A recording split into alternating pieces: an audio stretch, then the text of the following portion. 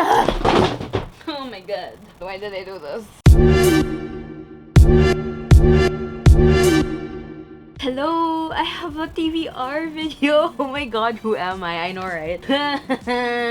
The pressure is on. Knowing me, I'm not gonna be able to finish all of these books, especially since I'm gonna be participating in 3 readathons. The first readathon is WITCH-A-THON, which is hosted by Rhiannon from Crescent Moon Reads. This is gonna be taking place from March 13 until the 20th. When is March 13? On Wednesday? Like, in 2 days from now? Oh, good luck to me! So there are 7 challenges for the WITCH-A-THON. Here's the first challenge for the WITCH-A-THON. OSTARA is a time of rebirth and new life. Pick a book and a genre you don't normally read. So I don't really read a lot of sci-fi, but I plan on reading Starflight by Melissa Landers. This is a sort of, I think it's a friends to enemies sort of deal where these 2 high school enemies team together when they're on a renegade starship. I think there's like space pirates and, you know, starflight.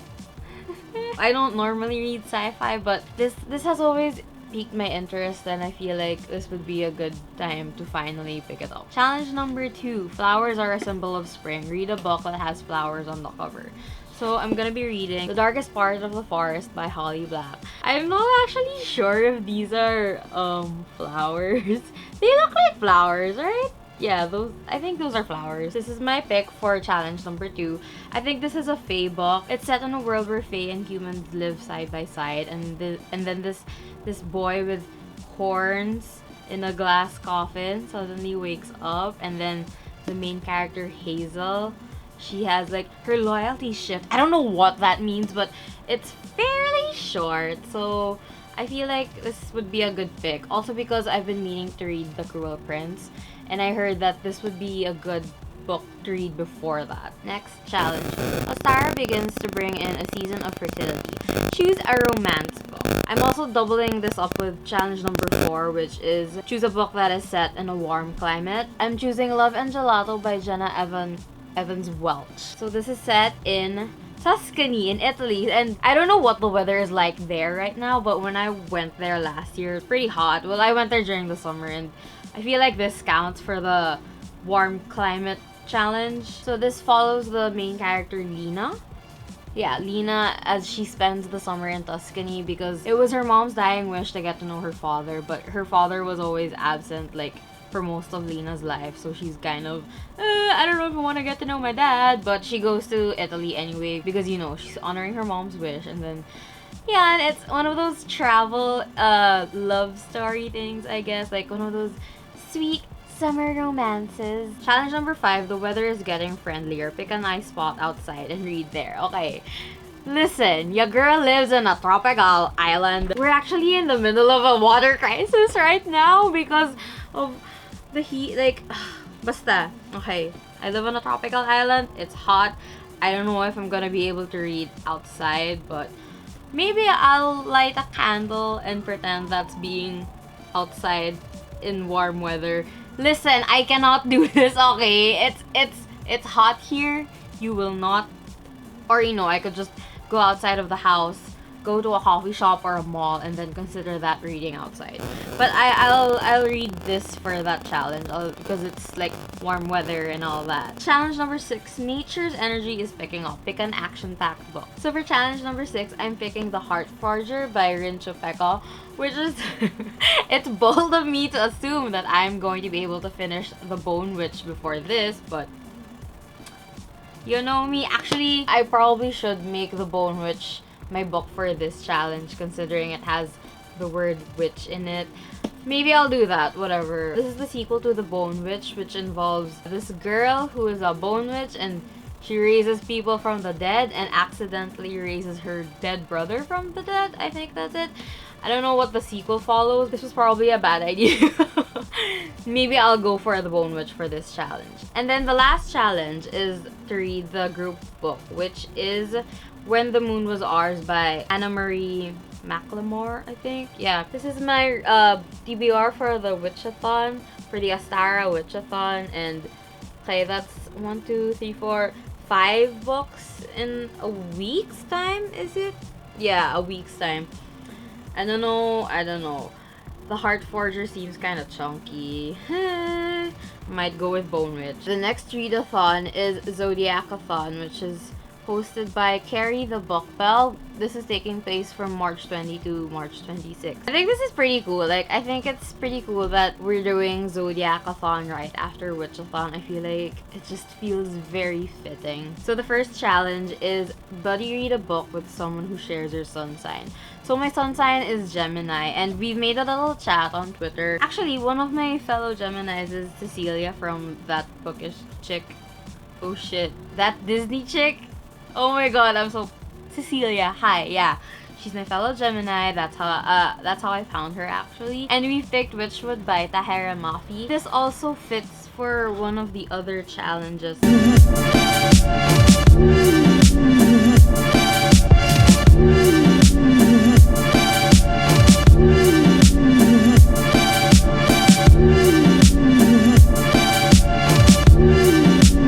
Follows our protagonist named Laylee, who prepares the dead for the afterlife. I think she's shunned by her community, but then these two people come and they introduce color and life and magic into her life. This is another bold of me to assume that I'll be able to read this on time because I haven't even read Furthermore by Tahereh Mafi, and this is actually the companion novel to that, so I'm just being very ambitious this March, I guess. Challenge number 2, read a book with an astrology or astronomy related word in the title. I'm gonna choose this, Starfall, which is a companion novel to Starflight by Melissa Landers.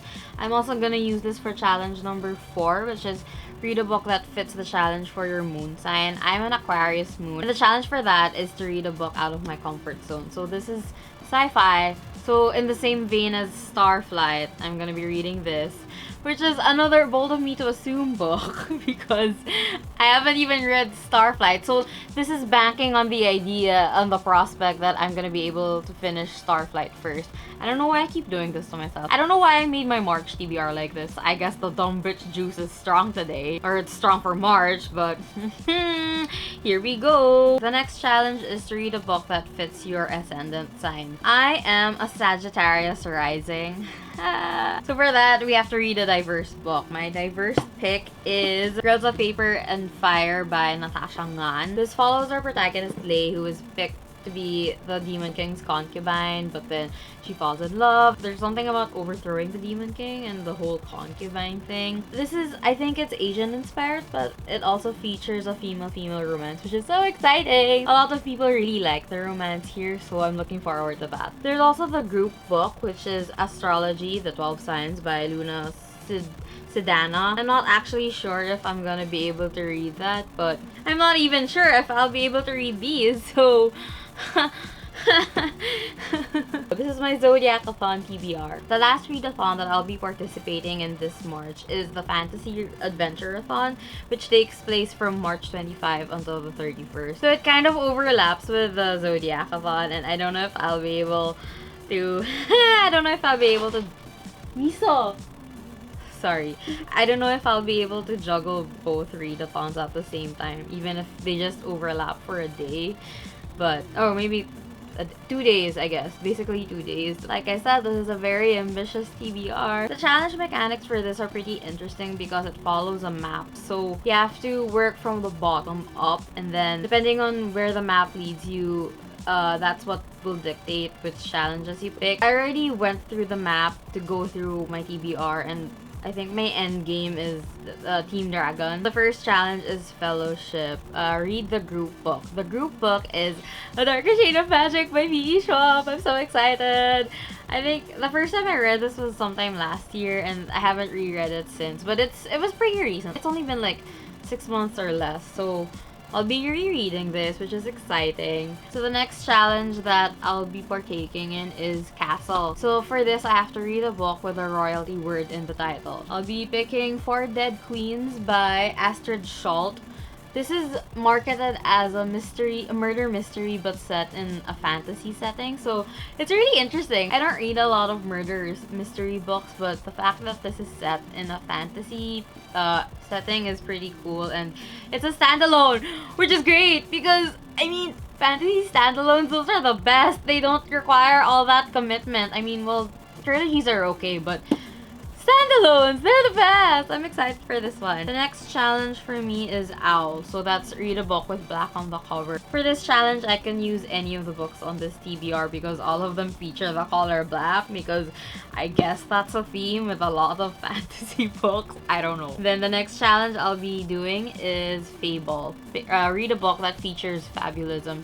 I actually picked this book based on the recommendations list from the readathon, and that is The Ocean at the End of the Lane by Neil Gaiman. This has been a long time coming. I heard about this a couple of years ago, and it was like somewhat creepy, but in typical Gaiman fashion, it's also very, like, I guess, magical but weird. Listen, with this book, I feel like you should just go into it without knowing much about it. So I won't say anything about it. Also because I don't know how to explain what it's about.